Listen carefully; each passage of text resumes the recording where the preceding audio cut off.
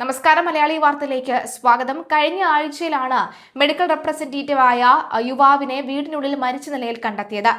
ആ യുവാവിന്റെ മരണത്തിൽ ഇപ്പോഴിതാ വളരെ പ്രധാനമായി നമുക്ക് മനസ്സിലാക്കാൻ സാധിക്കുന്നത് ആ യുവാവ് ജോലി ചെയ്തിരുന്ന സ്ഥാപനത്തിന്റെ ഉടമസ്ഥരും ഉദ്യോഗസ്ഥരും പ്രതിയാക്കിക്കൊണ്ടുള്ള നീക്കങ്ങൾ നടക്കുകയാണ്. ആരോപണം ശക്തമാണ്. ഇത് വളരെയധികം തെളിയിക്കുന്ന തരത്തിലുള്ള തെളിവ് മിഥുന്റെ തന്നെ കൈപ്പടയിൽ എഴുതിയ ആത്മഹത്യാക്കുറിപ്പിൽ വളരെ വ്യക്തമാക്കിയിട്ടുണ്ട് എന്നുള്ളതാണ്. പുന്നയ്ക്കാമുകൾ വാർഡ് തമലം ശിവപ്രിയ വീട്ടിൽ പോലീസ് ട്രെയിനിംഗ് കോളേജിലെ സബ് ഇൻസ്പെക്ടർ ബിജുവിന്റെ മകൻ ബി മിഥുൻ എന്ന 26 വയസ്സുകാരനാണ് മരിച്ചത്. ചൊവ്വാഴ്ച രാത്രിയായിരുന്നു സംഭവം. സ്വകാര്യ ആയുർവേദ മരുന്ന് കമ്പനിയുടെ മെഡിക്കൽ റെപ്രസെന്റേറ്റീവാണ് മിഥുൻ. ജോലി സമ്മർദ്ദമാണ് മരണകാരണമെന്ന് അന്വേഷിക്കുന്നുണ്ട് പൂജപ്പുര പോലീസ്. അന്വേഷണത്തിനിടയിലാണ് മിഥുന്റെ ആത്മഹത്യാക്കുറിപ്പ് കണ്ടെത്തിയത്. മിഥുൻ മരിക്കുന്നതിന് തലേ ദിവസം തന്നെ മിഥുൻ ജോലി ചെയ്തിരുന്ന ഈ സ്ഥാപനത്തിലെ ഈ ആയുർവേദ കമ്പനിയുടെ ഉടമസ്ഥർ മിഥുനെ വിളിക്കുകയും തമ്പാനൂരിലെ ഹോട്ടലിലേക്ക് ക്ഷണിക്കുകയും സംസാരിക്കാമെന്ന് പറയുകയും ചെയ്തിരുന്നു.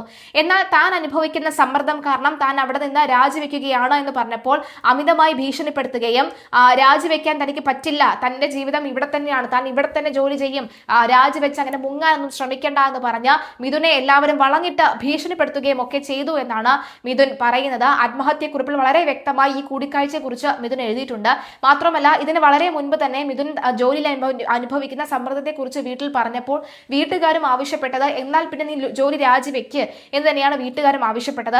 തുടർന്നാണ് മിഥുൻ ജോലി രാജിവെക്കാൻ എന്നുള്ള സമ്മർദ്ദം ഈ ഒരു തന്റെ സമ്മതം അറിയിച്ചപ്പോൾ ഇനി ഒരിടത്തും ജോലി കിട്ടാത്ത രീതിയിൽ തന്റെ ഭാവി പോലും കളയും എന്ന് പറഞ്ഞുകൊണ്ട് മാനേജർ അടക്കമുള്ളവർ മിഥുനെ ഭീഷണിപ്പെടുത്തുകയായിരുന്നു. മറ്റുള്ള സ്ഥാപനങ്ങളിൽ മിഥുൻ മോശം ഒരു പ്രവർത്തകനാണ് എന്ന് വിളിച്ചു പറയുകയും മിഥുൻ ഒരു തരത്തിലും മിഥുന് ജോലി കൊടുക്കരുത് എന്ന് പറയുകയും ഒക്കെ ചെയ്യുമെന്ന് ഭീഷണിപ്പെടുത്തിയതിനെ തുടർന്നാണ് മിഥുൻ ആത്മഹത്യ ചെയ്തത്.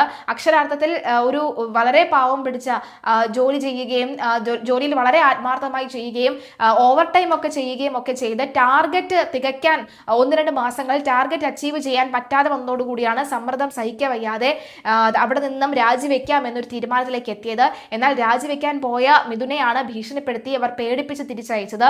അന്ന് രാത്രി തന്നെയാണ് മിഥുൻ ആത്മഹത്യക്ക് ശ്രമിക്കുകയും ചെയ്തത്. സത്യത്തിൽ മെഡിക്കൽ റെപ്രസെന്റേറ്റീവുമാരുടെ അനുഭവിക്കുന്ന പ്രഷർ എത്രത്തോളമാണെന്ന് അവരുടെ കൂടെ അല്പം സമയം ചെലവഴിച്ചാൽ മാത്രമേ നമുക്ക് അറിയാൻ സാധിക്കുകയുള്ളൂ. നോക്കുമ്പോൾ ഒരു ബാഗും തൂക്കി ഡെയിലി പോകുന്നത് കാരണം, പക്ഷെ അവർ അനുഭവിക്കുന്ന ആ സ്ട്രെസ് എത്രത്തോളമാണ് എന്ന് അവർ പൂർണ്ണമായി പറഞ്ഞില്ലെങ്കിൽ പോലും വല്ലപ്പോഴും ഒക്കെ തന്നെ അവരുടെ ഒരു കപ്പ് ചായ കുടിച്ചാൽ തന്നെ അവർ പറയും അവരുടെ വേദന എത്രത്തോളമാണ്, അവർ അനുഭവിക്കുന്ന സ്ട്രെസ് എത്രത്തോളമാണെന്നുള്ളത്.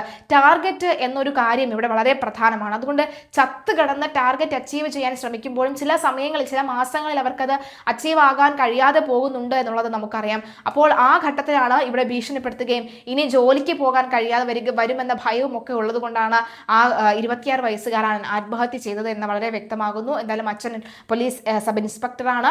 അദ്ദേഹം ശക്തമായി തന്നെ നടപടിയുമായി കുടുംബം ആരോപണവുമായി മുന്നോട്ട് പോകുന്നുണ്ട്. ആ കഴിയുന്ന അത്രയും ഈ പറയുന്ന തെളിവുകൾ ശേഖരിക്കാൻ തന്നെയാണ് തീരുമാനിച്ചിരിക്കുന്നത്. എന്തായാലും ആ 26 വയസ്സുകാരൻ ജോലി ചെയ്ത സ്ഥാപനത്തിലെ എല്ലാ ജീവനക്കാരെയും ചോദ്യം ചെയ്തു വരികയാണ് പോലീസ്.